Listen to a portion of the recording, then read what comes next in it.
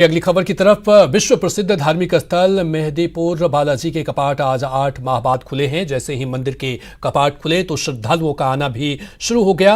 मंदिर ट्रस्ट की ओर से श्रद्धालुओं को सैनिटाइज करके ही मंदिर में प्रवेश किया गया। इस दौरान ट्रस्ट की ओर से यह शर्त भी रखी गई कि जो श्रद्धालु मास्क लगाकर आएगा उसे ही प्रवेश दिया जाएगा। इधर कोविड-19 के चलते श्रद्धालुओं को इस बात के लिए भी पाबंद किया गया है कि वे मंदिर में ना तो प्रसाद लेकर आएंगे और ना ही कोई अन्य सामग्री।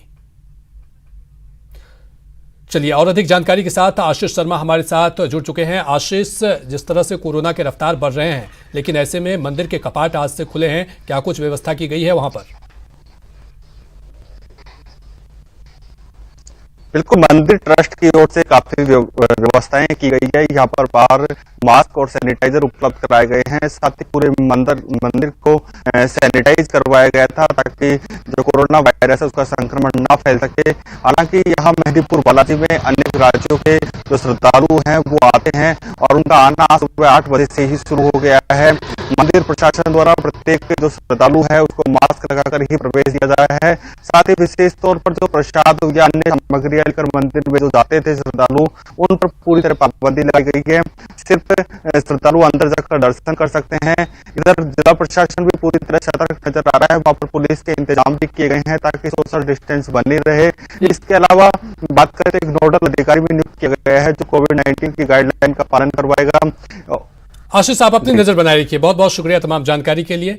तो आज से मंदिर के कपाट खुल गए हैं और श्रद्धालुओं का आना भी सिलसिला शुरू हो गया है। चलिए बढ़ेंगे अगली खबर की तरफ और रुक करेंगे जयपुर के। जयपुर में कोरोना काल में हाथी की सवारी की जा रही है। आज से आमेर महल में हाथी सवारी का आयोजन किया गया है। 8 महीने बाद शुरू होगी हाथी सवारी। 18 मार्च को बंद कर दी गई थी सवारी।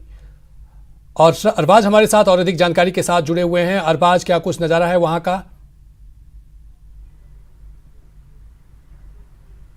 जी बिल्कुल, देखिए फिलहाल हम विश्व प्रसिद्ध आमेर महल में हैं, जहां पर राजा महाराजाओं के ज़माने से, राजा मान सिंह के ज़माने से आमेर महल काफ़ी विख्यात रहा है। करीब 8 महीने बाद आप देख सकते हैं कि हाथियों की सलामी देखने को मिल रही है। 17 मार्च को ये हाथियों की सलामी बंद कर दी गई थी। यहाँ पर हाथी इस महल पर चढ़ते थे, जो कि पारंपरिक एक रूट था महल के ऊपर चढ़ने का। यहाँ पर्यटक आया करते थे।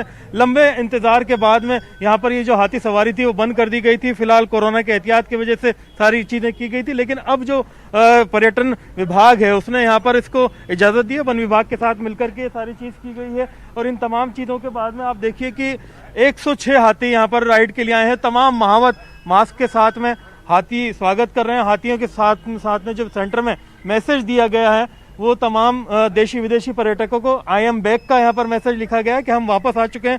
पर्यटन की रफ्तार बढ़ेगी, धीरे धीरे पर्यटक आएंगे। फिलहाल एक जो हाथी की बुकिंग है हो चुकी है और यहाँ पर पर्यटन शुरू हो चुका है। हाथी महावत कुछ हमारे साथ में मौजूद है। क्या तैयारियां थी आप लोगों की? आप काफी टाइम से कोशिश कर रहे थे। करीब 3000 रुपए की खुराक आती थी एक हाथी की। 8 महीने घर खिलाने के बाद में अब पर्यटन खुला है। लगभग 9 महीने हाथी राइड को बंद हो गए हैं और रात को करीब 7 बजे हमें पूनिया जी द्वारा मैसेज मिला कि कल से आपकी राइड चालू हो रही है। और ये हमारे सभी हाथी मालिक और हाथी परिवार के जितने भी लोग हैं उनमें खुशी की लहर दौड़ गई। और आज आप देख रहे हैं सुबह 7 बजे हाथी यहाँ उपस्थित हो गए। जी बिल्कुल, कितने हाथी हैं आपके? अभी क्या कंडीशन है? अभी राइड वगैरह शुरू होगी, इससे पर्यटन पे कोई फर्क पड़ेगा? बिल्कुल फर्क है। अभी तो टूरिस्ट है नहीं, वैसे इंडियन कुछ आ रहे हैं जो राइडिंग कर रहे हैं। और हम लोगों ने 9 महीने जो संघर्ष किया है उसका हमें सतीश पूनिया जी ने एक मैसेज दिया है और अच्छा हमें तोहफा दिया है उन्होंने। जी बिल्कुल, आप जो हाथी मालिक हैं अब उनके लिए रोजगार की समस्या दूर होगी कोरोना काल में। हालांकि एक तरफ संक्रमण बढ़ रहा है, लेकिन आप लोगों ने डायरेक्शंस दिए कि एहतियात रखें। क्या क्या है डायरेक्शंस है? मास्क है, सैनिटाइजर है, सारी चीज।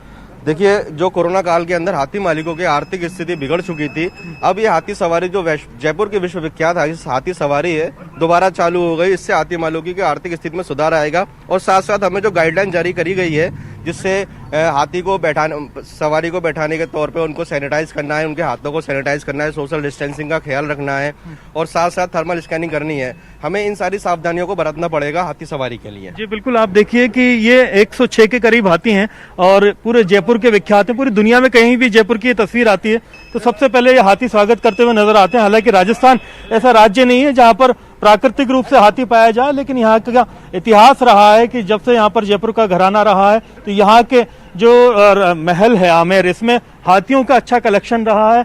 यहाँ पर महल से चढ़ाई की जाती है, बाकायदा हाथियों को रवाना किया जाता है। पर्यटन के लिए एक स्टार अट्रैक्शन है। राजस्थान में सबसे ज्यादा रेवेन्यू जो है आमेर महल जो है कमाता है, और उसमें एक सबसे अहम रोल इन हाथियों का है, क्योंकि ये हाथी जब यहाँ मौजूद होते हैं तो देशी विदेशी पर्यटक आते हैं, बाकायदा सवारी करते हैं, जरूर आएंगे और इनकी जो बुरे दौर से ये गुजरे थे उनमें उनको जरूर राहत मिलेगी। बहुत बहुत शुक्रिया अरबाज तमाम जानकारी के लिए।